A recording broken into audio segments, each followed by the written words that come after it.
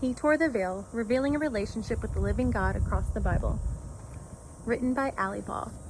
Session 4, A Place to Meet.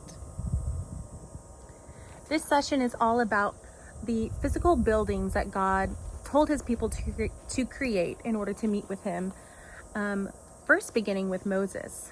After we were kicked out of the Garden of Eden because of our own ideas about who we should listen to and who we should follow, and then through the offerings and boundaries that we see from Cain and Abel and Abraham, now we get to Moses in Exodus, where God asked him to build a sanctuary for him to dwell with his people. So from the very beginning, we see God's heart to be together with his people, and it's still true, and it's still true today. God has his people create the tabernacle. This place can move. This is meant to go with them as they have their tent communities throughout the desert. And even here, they have a space for the most holy place. This most holy place is meant to be something where God's presence can dwell, where the high priest can go and meet with God. But there's a lot of specifications and consecration and rituals that need to happen before this can be done.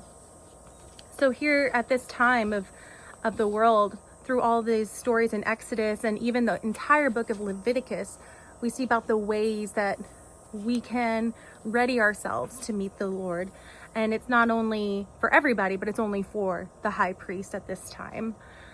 There's a lot of separations from us. Obviously, it begins with our sin, and there's always this like kind of cost balance issue in God's world, and so that's why we see the sacrifices and the blood and the offerings and all of this. And throughout this, we also see Moses going to be with God for 40 days and 40 nights, and he comes back with his face shining with a radiance that confuses everyone and kind of makes them a little awestruck. So I just love this story because it's like we cannot be in the presence of God without being changed. People should see this because of our relationship with God, not just our knowledge about him, but also our very relationship and intimacy with the Lord. It should lead to a transformed life, and it should be obvious. So God's presence moves, right? We start with the sanctuary, we get into movement. We see how people who were not prepared and consecrated and ready to honor the Lord's presence were dealt with, were killed. Sorry, Uzzah.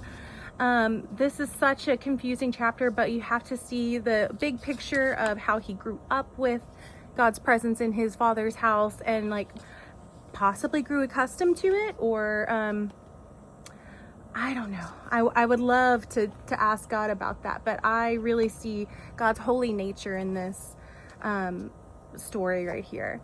We get into King David. Making joyful music, making offerings yet again. And finally, we get into David's son Solomon and the building of the temple itself. So we get a lot of specifications about the temple. We did hear about the veil. I think that was in Exodus, actually. So we get into all these specifications about with the chambers and the materials and the colors and everything. So you might have noticed the front of this book itself is made up of the colors of the veil. We see purple, red, gold, blue, white, all of that within here, because those are the colors of the temple that God told his people to create. So it's very specific and really a beautiful thing to see how God cares about all the details here.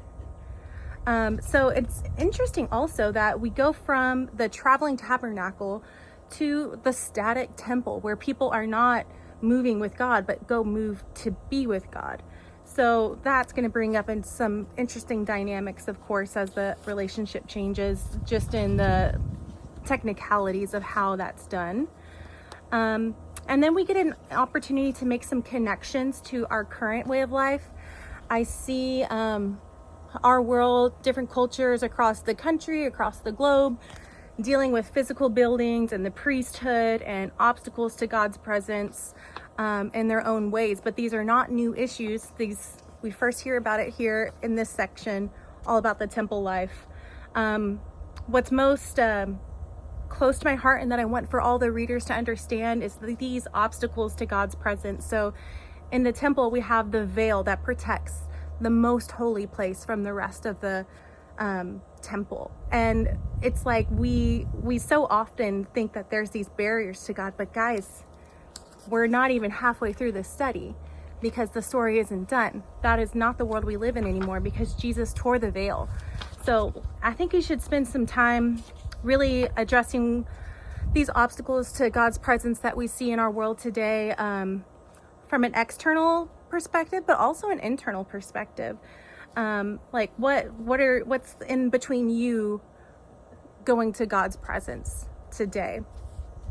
I'm so excited for this study. I pray that this understanding temple life as a way to meet with God, but also part of the story that Jesus came to fulfill by his death on the cross, just helps you see God's heart for us, that he always longs to be with us, and that his holy nature it requires a payment that we cannot provide.